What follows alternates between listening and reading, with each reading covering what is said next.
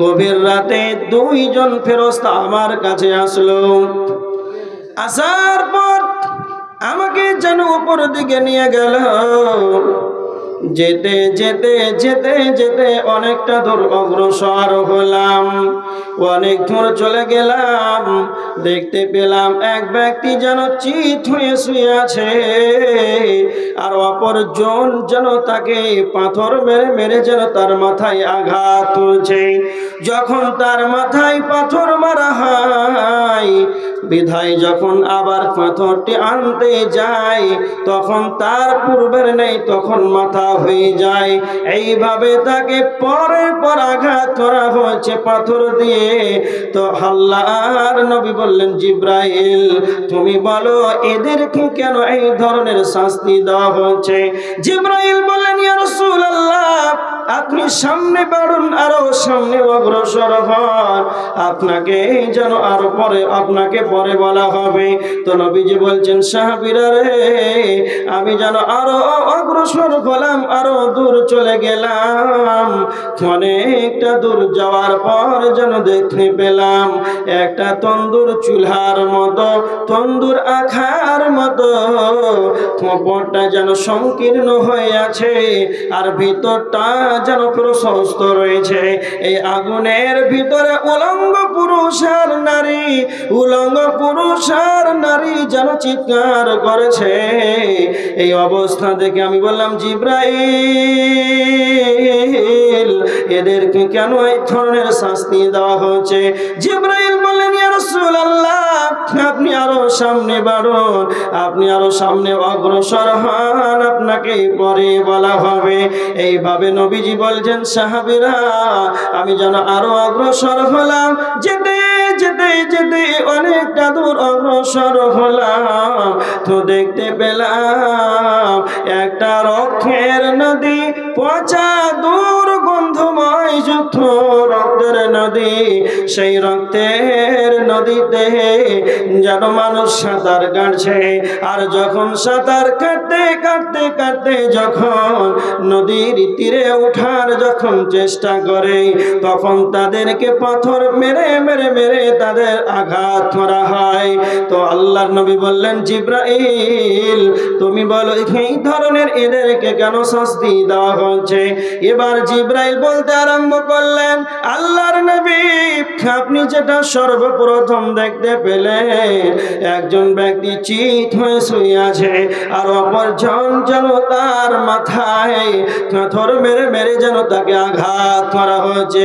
এই ব্যক্তির শাস্তির কারণ হলো, এর শাস্তির কারণ হলো দুনিয়াতে এরা কোরআন শিক্ষা গ্রহণ করেছে, আর কোরআন শিক্ষা গ্রহণ করার পর দিনের বেলাতে এরা কোরআন অনুযায়ী দুনিয়া করে নাই, কোরআন অনুযায়ী এরা আমল করে নাই। কোরআন শিক্ষা গ্রহণ করার পর এরা কোরআন যেন তেলাওয়াত করে নাই, এই কারণে এদেরকে পাথর মেরে মেরে তাদেরকে আঘাত করা হয়েছে।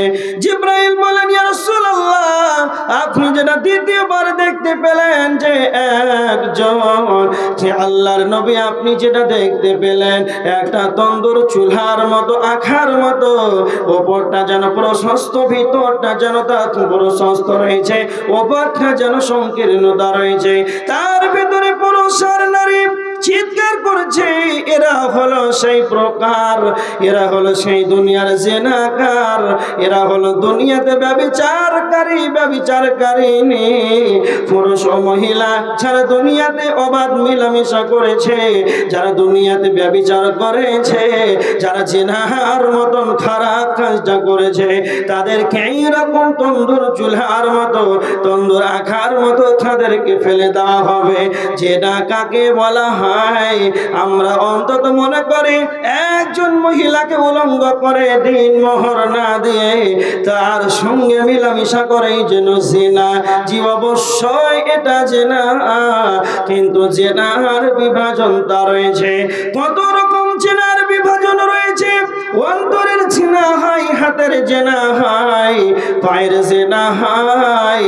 একটা মহিলা যখন রাস্তায় বেপরদায় বেরিয়ে যায়, যুবক যখন তাকে দেখে প্রদর্শন করে যখন আনন্দ ভোগ করে, এটা হলো তার অন্তরের জেনা।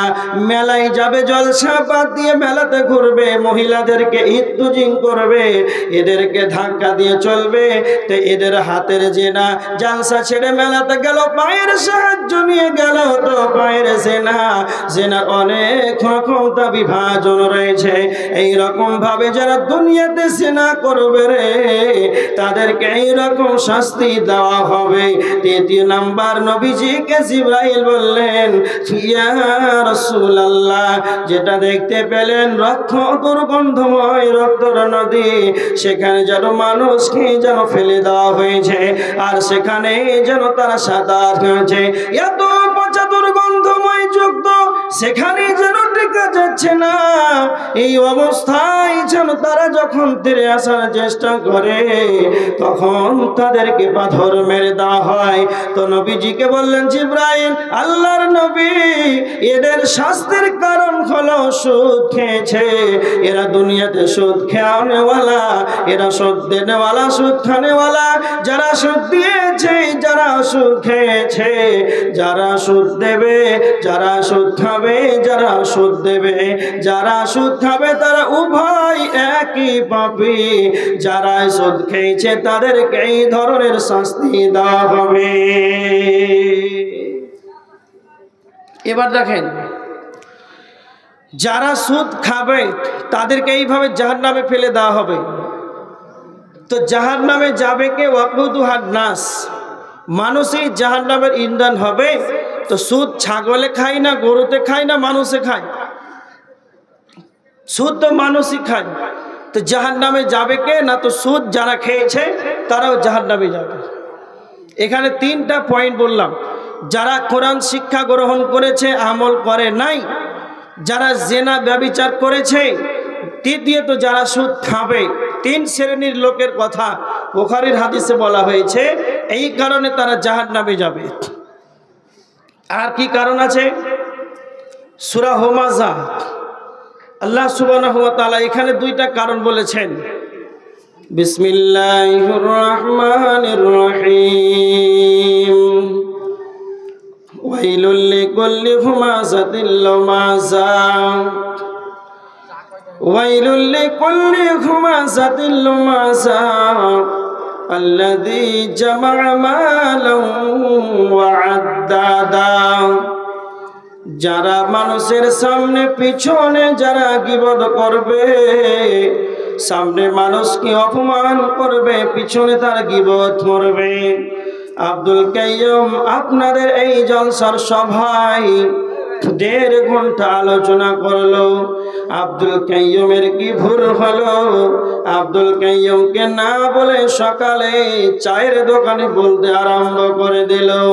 তার মানে এটাই হলো গীবত, এটাই হলো পরনিন্দা, পরচর্চা করা।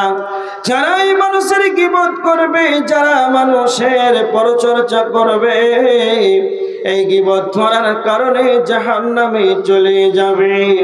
একটা কথা খুব ভালো করে মনে রাখবেন, যারা মানুষের সামনে পিছনে গীবত করবে, নাম্বার 2 আল্লাহ বলেছেন আল্লাযী জামা'a মালান ওয়া আদ্দাদা, যারা মালকে জমা করে করে সাজিয়ে রাখবে, যারা মালকে অ্যাকাউন্টে সাজিয়ে রাখবে, আর সে মনে মনে ভাববে ইয়াহসাবু আন্না মালাহু আখলাদা, মাল আমার চিরকালের সঙ্গী হবে, মাল আমার চিরকালের সাথী হবে।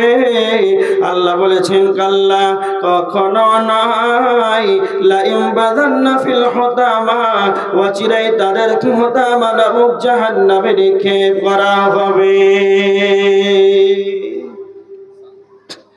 আল্লাহ বলেছেন যারাই মানুষের গীবত করবে এবং মালকে জমা করে রাখবে, সাজিয়ে রাখবে, গচ্ছিত করে রাখবে, আর সে মনে মনে ভাববে যে মাল আমার চিরকালের সাথী হবে, আল্লাহ বলছেন কাল্লা, কখনো নয়, ওয়াজিরাই তাদেরকে হুতামা নামক জাহান্নামে নিক্ষেপ করা হবে। আল্লাহ বলেছেন আপনি কি জানেন তা হতামা নামক জাহান্নামটি কি? আল্লাহ বলেছেন ওয়ামা আদরাকা মাল হুতামা। আল্লাহ বলেছেন আপনি কি জানেন হে নবী আপনি কি জানেন হুতামা নামক জাহান্নামটি কি? নারুল্লাহিল মুকাদ্দা, সেটি হলো আল্লাহ সুবহানাহু ওয়া তাআলার প্রজ্বলিত আগুন। তার মানে হুতামা নামক জাহান্নাম এত খতরনাক, সেটা হলো আল্লাহর জ্বালানি আগুন। আমরা যেটা দুনিয়াতে আগুন জ্বালি সেটা হলো আমাদের জ্বালানি আগুন। দুনিয়ার আগুন আমাদের জ্বালানি আগুন এর চাইতে আল্লাহর জ্বালানি আগুনের ৭০ গুণ বেশি তেজ রয়েছে।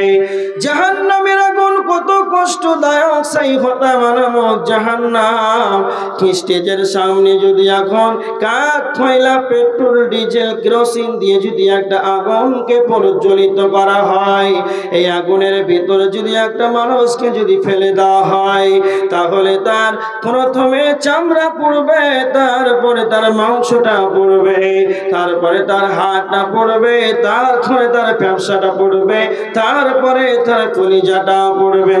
কিন্তু এটা হলে দুনিয়ার আগুন, প্রথমে আস্তে আস্তে পড়তে পড়তে তা ভিতরে যাবে।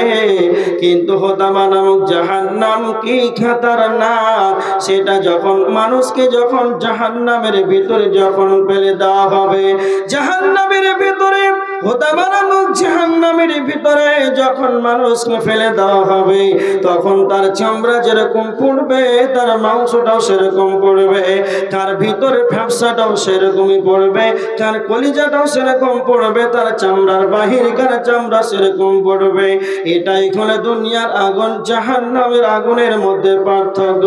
এই জন্য আমার আল্লাহ বলেছেন নারুল্লাহিল মুকাদ্দা, যারা মানুষের গীবত করবে, যারা মানুষের পরনিন্দা করবে, আল্লাহ বলেছেন যারা মালকে জমা করে করে অ্যাকাউন্টে সাজিয়ে রাখবে, ইয়াহসাবু আন্না মালাহু আখলাদা, আর সে মনে মনে ভাববে মাল আমার চিরকালের সঙ্গী হবে, মাল আমার চিরকালের সঙ্গী হবে। না না না, তাদেরকে হুতামা নামক জাহান্নামে নিক্ষেপ করা হবে।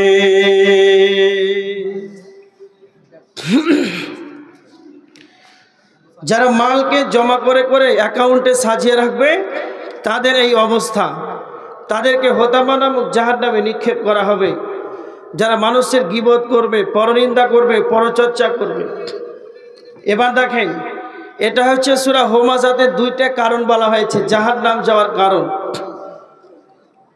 অন্যত্রে সূরা আল মুদ্দাসসির ৪২, ৪৩, ৪৪, ৪৫ নাম্বার আয়াতের ভিতরে আল্লাহ বলেছেন, এইখানে জাহান্নাম যাওয়ার ৪টা কারণ বর্ণনা করেছেন আল্লাহ সুবহানাহু ওয়া তাআলা।